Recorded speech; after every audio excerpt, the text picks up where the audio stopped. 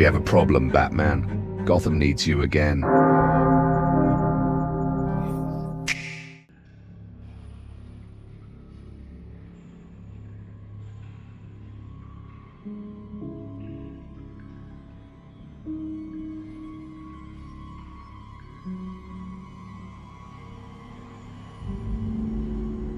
Some people try to change the system from within. Others tear it apart from the outside.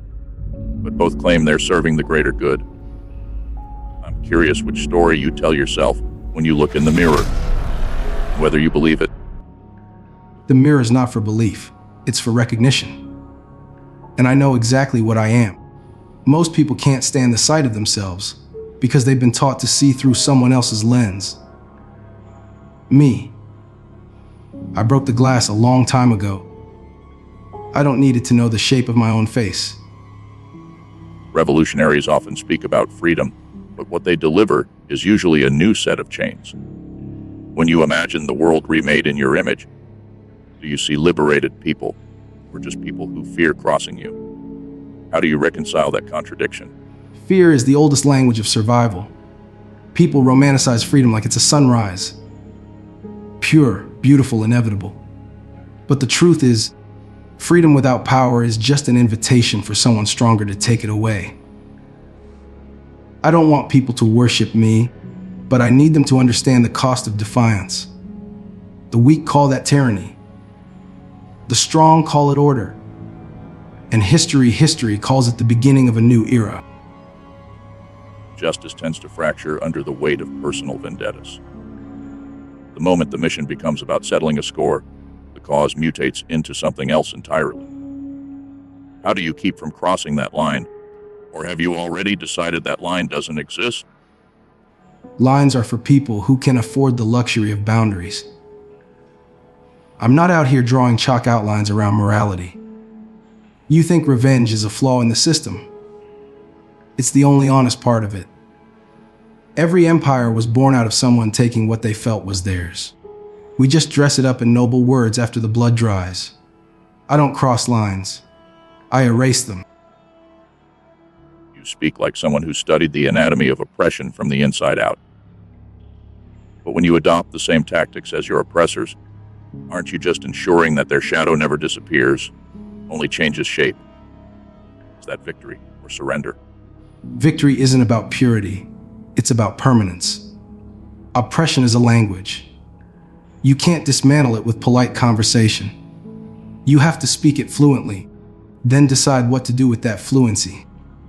Maybe the shadow stays, but I'll decide where it falls. I'm not trying to erase darkness. I'm trying to make sure it serves the right master. And if that master is me, at least I know it won't be the same hand that's held the whip for centuries. You seem to believe control is the only currency worth holding. But control is brittle. It cracks the moment it stops being reinforced.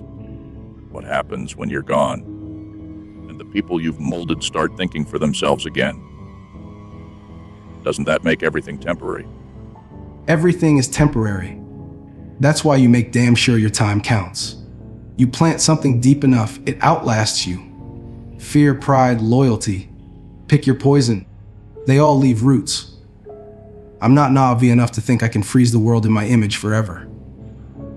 But I can tilt it hard enough that it takes generations to straighten. And in those generations, the story will change. By the time anyone realizes it, they won't even remember the world they lost. A leader who claims to fight for the people often ends up fighting for themselves, just better disguised. Can you name the moment you stopped being their champion and started being your own? Or would you argue those two roles were never separate? You make it sound like they should be separate. Show me a leader who doesn't benefit from their own revolution, and I'll show you a corpse. You can't lift the people up if you're lying face down in the dirt with them. I've always fought for myself because I am one of them. If I rise, they rise. The difference is, I don't lie about the part where I get mine first. That's the price of leadership. Everyone eats, but the leader eats first. You justify the means by the weight of the scars you carry. But scars can distort judgment, make every threat feel personal. How do you know you're not just projecting your own pain onto the world and calling it justice? Of course I'm projecting my pain onto the world. What else is there to work with? You think anyone builds a new reality without bleeding their own into it? My scars aren't a distortion. They're the blueprint. Every wound is a map to something broken. You can either hide them and pretend they don't define you, or you can wear them like coordinates and start tearing down every place that gave them to you. I chose the latter. And if that makes my justice personal, so be it.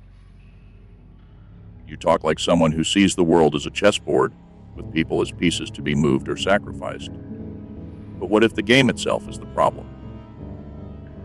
Do you ever think about flipping the board instead of just trying to win? Flip the board and someone will build another one. You can't destroy the game. You can only play it better than the last king. People need structure, even if that structure kills them slowly. The trick is to make sure it kills the right people first. And if they crown you king in the process, you use that crown like a blade, not a hallow. I'm not interested in ending the game. I'm interested in being the one no one else can beat.